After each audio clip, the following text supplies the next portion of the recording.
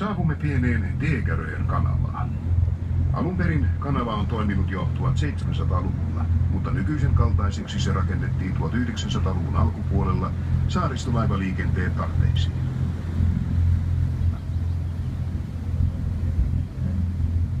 Tulimme Tiiliruukinlahdelle.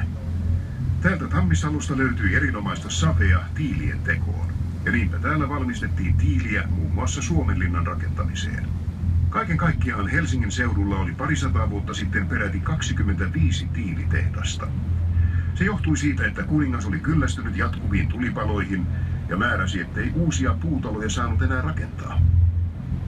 We now arrive at Tiiliruukki seen further on our right. Nun nähern wir uns Kauppatori, dem Marktplatz.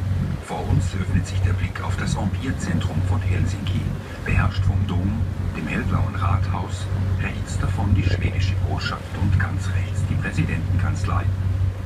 Die orthodoxe Успенский-Kathedrale befindet sich weiter hinten, auf der rechten Seite. Мы приближаемся к месту нашего отправления, площади Кауппатори.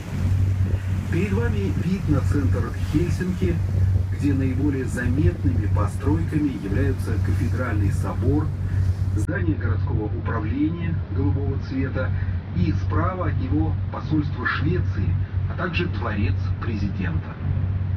Православный Успенский кафедральный собор расположен справа на заднем плане.